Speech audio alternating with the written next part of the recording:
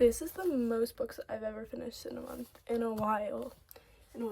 So we're gonna go through and rate all the books I read in December.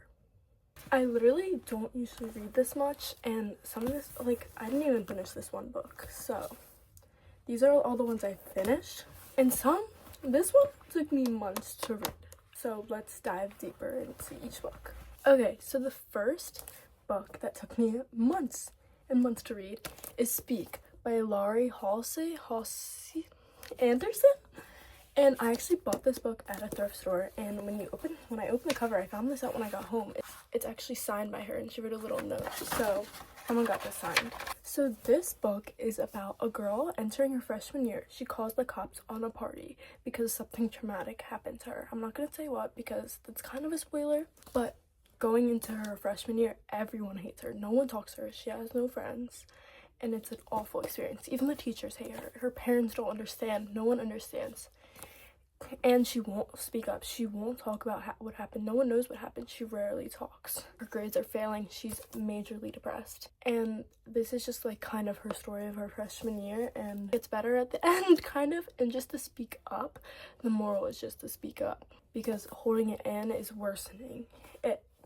This book, the story is so beautiful, and honestly it can be really relatable to some people, and the lesson of the story is so good. Like, the topics in this are so deep and intellectual and amazing. However, it's like they're all divided into separate paragraphs, and I just felt like it was so boring. Like, until pretty much the end, it was so boring. It was so entirely boring. Yes, it does relate to like a freshman in high school maybe who's going through something. But some of the paragraphs, it's more like a diary, so it's really kind of hard to read, for me at least. This took me forever because I was just so bored at parts. So due to me like finding this book so boring but loving the themes, I think I'm gonna have to rate it like a 3 maybe. I don't know if that's too harsh of a rating, but it took me so long to read because of how boring it truly was. I also read, I have this short, I think it might be the original though, like 60-page A Christmas Carol. There's so many words on each page. As we can tell, that's insane. I read like 30 pages of this. I just don't know when I'm gonna get around to finishing it, so I didn't finish it in December because, yeah, it was like interesting in the beginning, but I couldn't really start to like understand what was going on because of the language being used, which is definitely my fault. But it's just like, I want to read more fun books, and I was really getting into finishing the next book I'm about to show, so I couldn't really focus on this. So this I'm gonna have to come back to. But it's about, I feel like everyone knows the story of A Christmas Carol, but Scrooge, he doesn't like Christmas. He's a very miserable man, and his friend visits him in the middle of the night, like, look at me in the afterlife, I'm covered in chains and I have to walk around in pain because I was a horrible person. A chain is like representing each, the link of the chain is representing each like bad thing he did, I guess. And you need to get your life together or you're gonna be like me. And 3 ghosts, past, present, future, are gonna visit Scrooge and kind of show him his past, show him the present, and show him the future, like what's gonna happen if you don't get your act together, and to like kind of bring up the old memories and make him a better person. I can't really rate this book because I haven't finished it. It's just like, it's a classic. It's written in the 1800s. It's a little difficult to understand at parts, but it's not the most challenging classic I've ever read. Like, really, you could definitely read it. Just the part that I'm at, I can't. So the next 2 books I finished, this one has a novella inside of it, so it's kind of 2. We'll just talk about Bad Blood first. This is a book in the 4th book in the Natural series. It is everything and more. It's so good.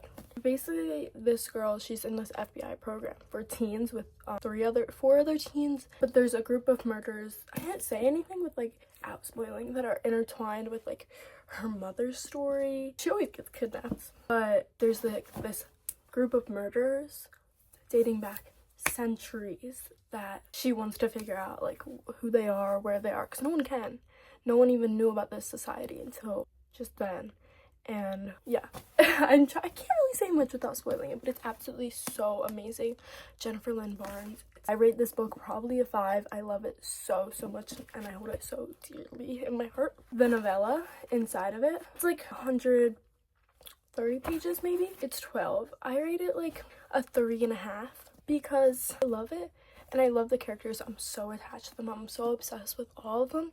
And it shows perspectives of them, like doing a little mini new case, but it shows their perspectives, like each a chapter of the main characters from when they were 12, which I loved. The only thing I didn't like, I just didn't like a few parts of it, and I wish it was longer. And there are 23 in the last book. In this book, Bad Blood ended when they were 17, so it's like a big time jump. And I know this was the last book in the series, but I just kind of wish they were a little younger in the novella, so it wasn't that much of like, oh, now some of them are in college, some of them are in the FBI Academy, not in college. This month I read and started the Inheritance Game series, so I finished the Inheritance Games, and amazing book. Like this, it's a Jennifer Lynn Barnes again, it's so good. Avery Graham, the main character, she's like taking out class one day, and this boy meets her there, and he's like, you need to go to Texas because we need to read my grandfather's will, and like you have to be there, we've been waiting for months. So she goes there. She has no idea who this man is, the man who died. It's this, she googles him, he's a billionaire, $15 billion. And at the reading the will, she inherits all of his fortune, his entire fortune. He has 4 grandsons and 2 daughters who were supposed to inherit it all. Like, why is this random girl, who she doesn't even know the man, inheriting all the money? Others are amazing in this book. They're all like the sweetest people ever. And there's kind of a, yeah, there is a love triangle in this book. But why does she inherit the money? That's the main question. Who is she? And there's like, his grandfather is a big game guy. So they're like ciphering puzzles, clues to figure out why she inherited the money. It's a whole big like game. So I feel like I have to rate this book a 5. I think every Jennifer Lynn Barnes book, my glaze is, I'm always glazing, a 5. I rate all of them a 5. They are 5s. The next book I read was The Hawthorne Legacy, which is the second book in the Inheritance Games world. I don't say much without spoiling, because the whole book's a spoiler, but it's about Avery and another game, and it literally says in the back, Grayson and Jameson are pulling her in 2 different directions, and Avery is on the hunt for one person who might answer all of her questions about the billionaire, about Tobias Hawthorne. So she's just basically on a hunt for this person this like entire book, and there's a hot tub scene. So perfect. This book obviously is another 5. I read this book, I finished it so quickly because I was just hooked onto it. These books are so hooking on. And the romance, the side of romance. Yeah, I think I have to rate every Jennifer Lynn Barnes book a 5. Okay, so those are all the books I read in December, which December was a little bit of reading month. I'm so happy I discovered the Inheritance Games. I'm so happy I finished the Naturals. I was like, how am I ever supposed to move on from that book? So cheers to 2026. We are officially in 2026. Also, guys, the bots on YouTube, I didn't even know this was a thing. I'm like trying to research it. I found my last video. I don't know how I didn't do anything, but there's like all the comments and they're all so AI and they're so weird. They don't even make sense. Some of them are the same ones too. I'm like, what the heck is going on? And the video, it has like 300 likes and 400 views. You usually don't get that many likes. And now I have like 50 subscribers, which hopefully they're not all bots. Like, so thank you so much if you subscribed. And hopefully they're not